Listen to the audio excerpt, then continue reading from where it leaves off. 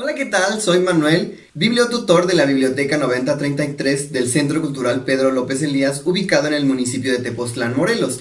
Y como parte de la campaña Viralicemos la Lectura y Bibliotutores de la Red Nacional de Bibliotecas Públicas y de la Estrategia Nacional de Lectura, te ayudaré con tus tareas.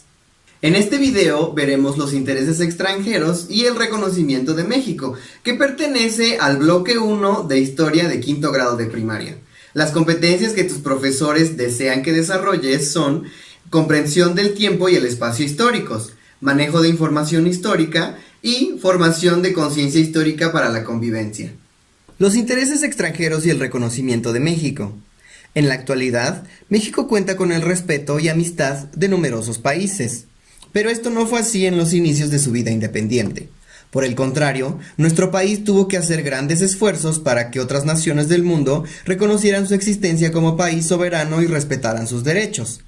Tras la consumación de la independencia, España adoptó una actitud de rechazo hacia México. En el fuerte de San Juan de Ulúa, en Veracruz, existía un grupo de españoles que se negaban a reconocer nuestra independencia. Ante esta situación, la Marina de Guerra Nacional, al mando del capitán de fragata Pedro Sainz de Baranda, consiguió que los españoles capitularan, es decir, pactaran la rendición de su ejército en noviembre de 1825. Pero es hasta 1836 cuando por fin reconoce su independencia. Debido a compromisos políticos con España, el gobierno de Francia tampoco reconoció oficialmente la independencia de México. No obstante, mantuvo relaciones comerciales con nuestro país, pues le interesaba comprar nuestros productos y sobre todo vender sus mercancías.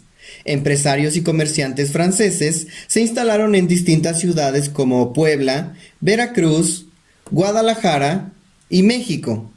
En el aspecto económico, su presencia fue positiva, pero en el terreno diplomático dio lugar a graves problemas, como fue el caso de la llamada Guerra de los Pasteles de 1838 a 1839. Después de la independencia, Inglaterra se volvió uno de los principales prestamistas de México.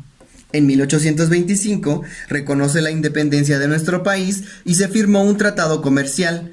Así llegarían a México inversionistas ingleses interesados en las minas, que se encontraban abandonadas e inundadas desde la Guerra de Independencia. Tales acciones ayudarían mucho a la economía. Estados Unidos fue uno de los primeros países que reconocieron la independencia de México. Esto era muy importante para nuestro país, pues se trataba de una república vecina que había luchado contra Inglaterra para obtener su independencia y además tenía una economía bastante próspera. Al igual que otras naciones como Francia, Holanda e Inglaterra, Estados Unidos estaba muy interesado en el comercio con México, pero algunos estadounidenses ambicionaban adquirir una porción del territorio nacional y tenían la mira puesta en la provincia de Texas.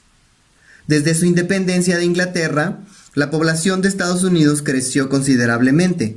Hacia principios del siglo XIX se había duplicado y continuaba en aumento, por lo que había miles de personas dispuestas a colonizar nuevos territorios. Además de apropiarse de las tierras que ocupaban los pueblos indígenas, el gobierno estadounidense compró el territorio de Luisiana a los franceses y arrebató la Florida a los españoles.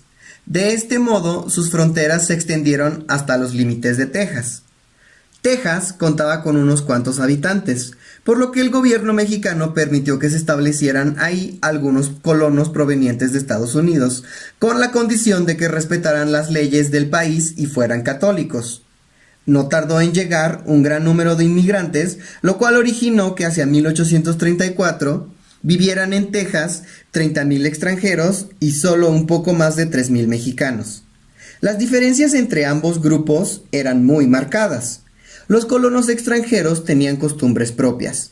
No hablaban español, no eran católicos y tenían esclavos, lo cual iba en contra de las leyes de nuestro país. En diversas ocasiones, Estados Unidos le propuso a México comprar Texas, pero el gobierno rechazó esta propuesta porque consideraba que vender una parte del territorio nacional era una traición a la patria. Te recomiendo que pongas atención en estos detalles que pueden complicar tu tarea o confundirte. Primer consejo: investiga cuál es la Guerra de los Pasteles, porque no es que se hayan aventado pasteles entre México y Francia.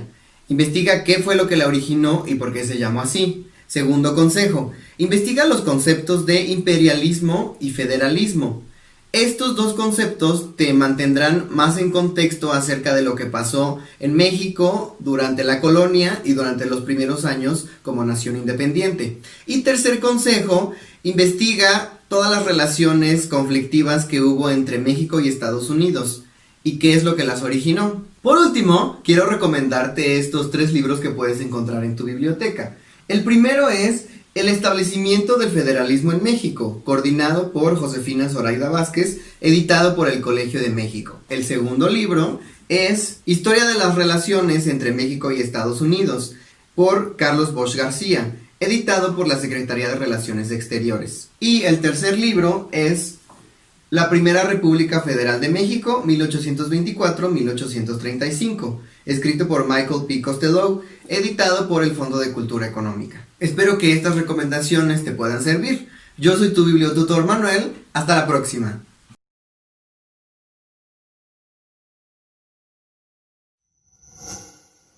Gobierno de México.